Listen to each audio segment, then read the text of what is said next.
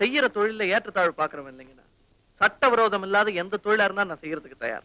அதுக்காக என்ன சுத்தி நடக்கிற தப்பெல்லாம் கண்டு காணாம என்னால இருக்க முடியாது. அசிங்கமா இருந்தாலும் சரி, அக்கிரமமா இருந்தாலும் சரி. கொஞ்ச நாள் நான் இந்த ஆட்டோ ரிக்ஷா கூட ஓட்டிட்டு இருந்தேன். அதான் ஃபட்ஃபட்டி. சரி, ஆட்டோ ரிக்ஷா ஓட்டுறவன் முன்னாடி ரோட தானே பார்க்கணும். ஆனா அந்த பாழா போன கண்ணாடியில பின்னாடி நடக்கிறதெல்லாம் தெரியுதே. எவனோ தள்ளிட்டு வந்திருக்கான். சரி, நமக்கு என்னன்னு சும்மா இருக்க முடியல. நேர போலீஸ் ஸ்டேஷன் வாசல்ல கொண்டு போய் வண்டி நிறுத்திட்டேன். அப்புறம் என்ன, அந்த ஆள் மேல கேஸ் எல்லாம் போட்டாங்க. ஆனா அடுத்த நாளே ஆட்டோ ரிக்ஷா முதலாளி என் சீட்டை கழிச்சுட்டான். சரி, பப்ளிக் கான்டாக்ட் இருந்தா தானே இந்த வம்பெல்லாம்னு சொல்லி பிரைவேட்டா ஒரு இடத்துல டியூஷன் சொல்லி கொடுக்க ஆரம்பிச்சேன்.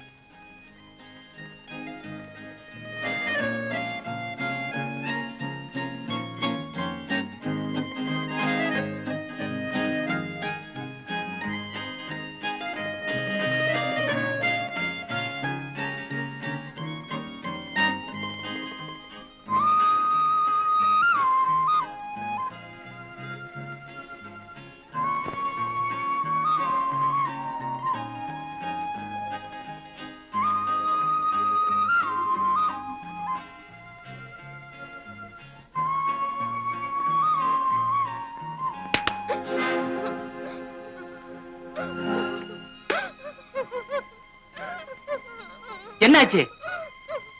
ஏன் நான் சொல்றேன் சார், உங்க பொண்ணுக்கு சுட்டு போட்டாலும் பிலாசபி வராது. அவளுக்கு படிப்புல இன்ட்ரெஸ்ட் இல்ல. சரி, அவளுக்கு எதுல இன்ட்ரெஸ்ட் இருக்கோ அதை சொல்லி கொடுப்பா.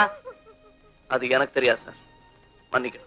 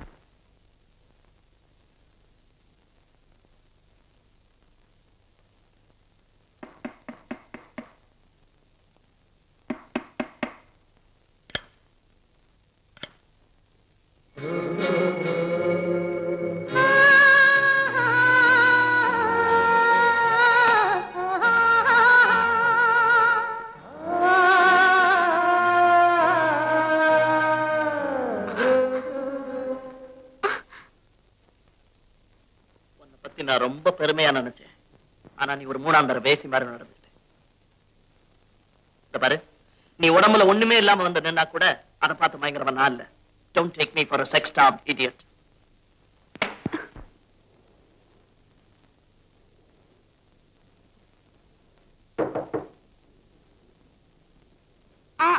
இது வந்துட்டேன்.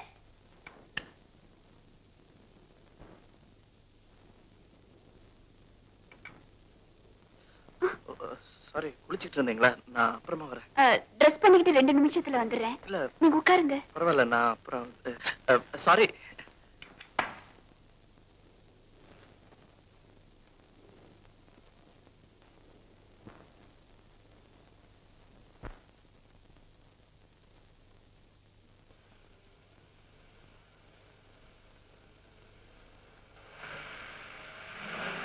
டிரைவர் पीछे जाओ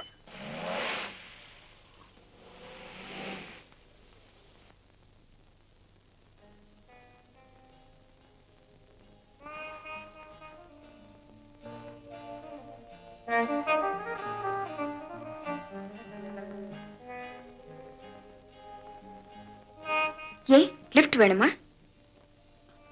ஆமா, லைஃப்ல லிஃப்ட் ரொம்ப முக்கியம். சாப்பாடு நல்லா இருக்கா? Voice fine.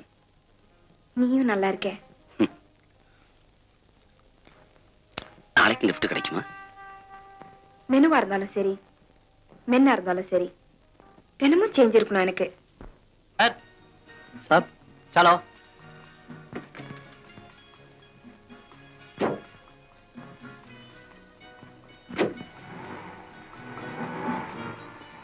कहाँ जाना है सर? करोल बाग.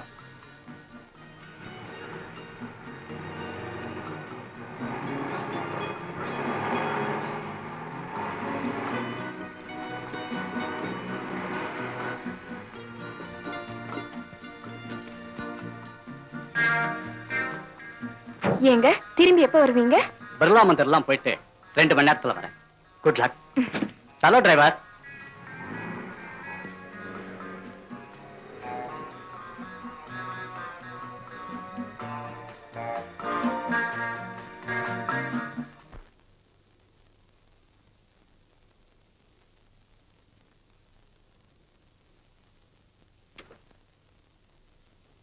चलो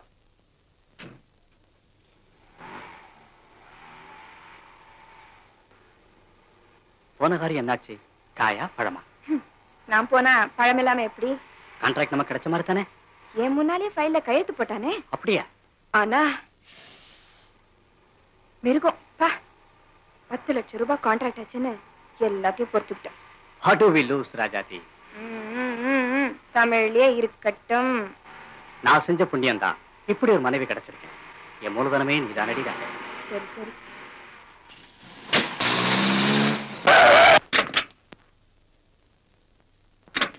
அரே गाड़ी क्यों रोका? ஏன் நிறுத்தினா? உன்ன மாதிரி மானங்கெட்ட ஆளுகிட்ட வேலை செய்ய எனக்கு இஷ்டம் இல்ல. அடப்பாவி, தமிழ் தெரியாதுன்னு பொய்யா சொன்ன? ஆமா. இப்படி நட்டோட காட்டுல விட்டுட்டு போறியாடா? எனக்கு கார் ஓட்ட தெரியாதடா. சாவுங்கடா. போற்றி போற்றி ஜெய ஜெய போற்றி. இப்புதுமை பெண்ணொளி வாழி வல்லாண்டுக்கே. மாற்றி வையகம் புதுமையுறச் செய்து மனிதர் தம்மை அமரர்களாக்கவே ஆற்றல் கொண்ட பராசக்தி என்னை நல் அருளினான் ஒரு கன்னிகையாகியே பேற்றி உண்மைகள் கூறிட வந்திட்டாள். பராசக்தி அன்னை கன்னிகையா மாறி இந்த உலகத்துக்கு வந்தாளாம். பாரதிக்கு இன்சல்ட், அந்த பராசக்திக்கு இன்சல்ட். வேலையை விட்டுட்டு வந்திருக்கீங்க, காரணத்தை கேட்டா பராசக்திங்கிறீங்க, பாரதியை திட்டுறீங்க. அப்படி என்னதான் நடந்தது? ஒண்ணும் கேட்காத. என்ன பெரிய ரகசியமா? என்கிட்ட கூட சொல்லக்கூடாதா?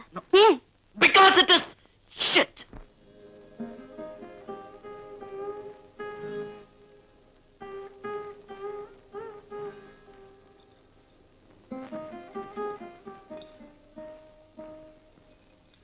இது வேணா சார். இல்லப்பா, இது நல்ல புத்தகம், பாரதியார் கவிதைகள். என்ன பாரதியார் கவிதையா? அது படிக்கத்தான் நல்லா இருக்கும், மடிக்க உதவாது. அப்பள மாதிரி நொறுங்கி போகும். வேற ஏதாவது கொண்டாங்க. இந்த பிலிம் பேரு, ஸ்டார் டெஸ்ட், நியூஸ் பேப்பர் இந்த மாதிரி கொண்டாங்க. அதுகளுக்கு தான் இப்ப கிராக்கி.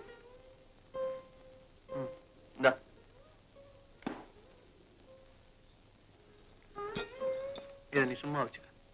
அட இது எதுக்கு சார்? 4 கிலோ 3 ரூபாய் தரேன். கிலோ 3 ரூபா தானே? 8 சார் கொடுக்கணும். நம்ம ஊருக்காராச்சான்னு 3 ரூபாய் தரேன், இந்தாங்க.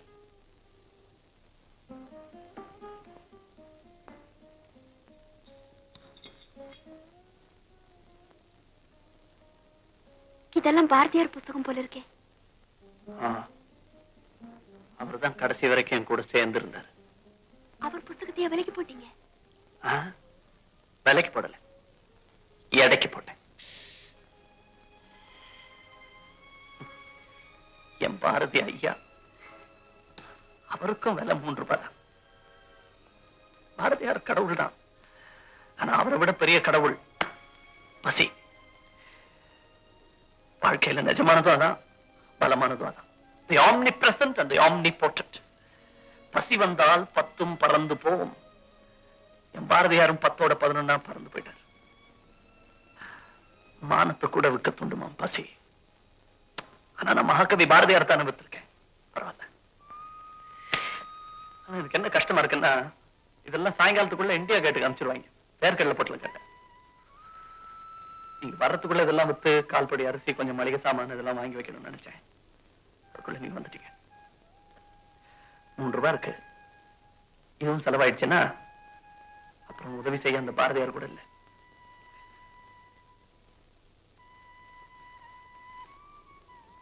எங்க அப்பா கூட வீராப்பா சண்டை போட்டுட்டு வந்தேன். தனிச்சு வாழ்ந்து காட்டுறேன். எப்படி வேணா வாழலாம் நான் நினைச்சிருந்தேன்னா எப்படி இல்லாமோ வாழ்ந்திருக்கலாம். ஆனா இப்படித்தான் வாழணும்னு நினைச்சேன். அது முடியாது. இந்த நாட்டுல முடியாது. என்னை சுத்தி நடக்கிற போலித்தனத்தை என்னால தாங்கிக்க முடியல. அதனால நிலையான ஒரு உத்தியோகத்துல என்னால் நிலைச்சு நிற்க முடியல. ஆனா எத்தனை நாள் தான் என்னால இப்படி இருக்க முடியும் சொல்லுங்க? லட்சியங்கள் சோறு போடுறது இல்ல. பசி என்ன பலவீனமாக்கிடுமோன்னு பயமா இருக்கு. ஆனா ஒண்ணு, இந்த பசி என்ன பலி வாங்க நான் விட மாட்டேன். நானே அழிஞ்சு போனாலும் சரி, என்னோட கொள்கைகள் அழிஞ்சு போக நான் விட மாட்டேன். ஆனா பாவம், என்னோட அழிவுல நீ சம்பந்தப்பட வேணாம்னு நான் நினைக்கிறேன். ஏன்னா உனக்கு ஒரு வேளையாவது சோறு போட முடியுங்கிற நம்பிக்கை பாரதியார் புஸ்தகத்தோட போயிடுச்சு.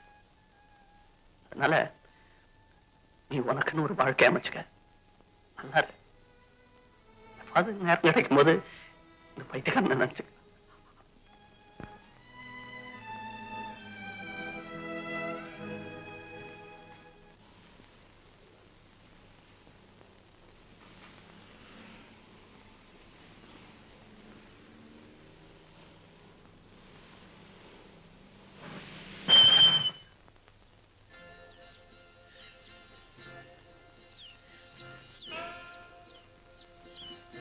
யார் அது டியர்?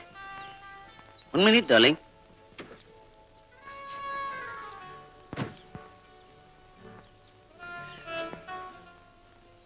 டேய் தம்பு, என்னடா இது கோலம்? உன்னை எங்கெல்லாம் தேடுறது? டேய், நம்ம 3 பேர்ல யாரு யோக்கியமா வாழ போறோம்னு பேசிக்கிட்டமே, நான் தாண்டா பரம யோக்கியன். இப்ப என்னுடைய உத்தியோகம் என்ன தெரியுமா? ஒரு ஹஸ்பண்ட். அவளுக்கு மட்டுமில்ல, அவ ஆஸ்திக்கும் கூட. பாவம் விதவை, என்னை விட வயசானவ. மனைவியா வாழ்க்கை கொடுத்தேன், புருஷனா சம்பளம் எடுத்துக்கிறேன். That's all. உருப்பட மாட்டீங்கடான்னு சொல்லிக்கிட்டே இருந்தானே அந்த லட்சியவாதி, இப்ப அவன் என்ன பண்ணிட்டு இருக்கான் தெரியுமா? அது இருக்கட்டும், நீ ஏன்டா இப்படி பைத்தியக்கார மாதிரி இருக்க? பைத்தியக்காரனா? நானா?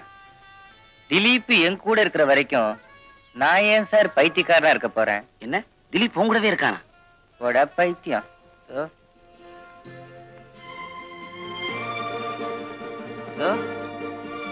என்னடா உடம்பு பூரா பச்சை குத்திட்டு இருக்கியா? சர்வம் திலீப் மயம். இப்ப தாண்டா புரியுது. வாங்க டியர். இதோ வந்துட்டேன் டார்லிங்.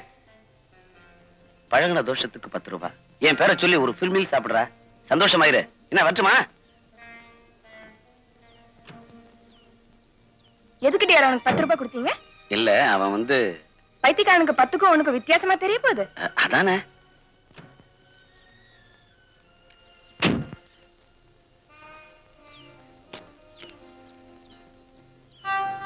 விதவைகள் வாழ்க.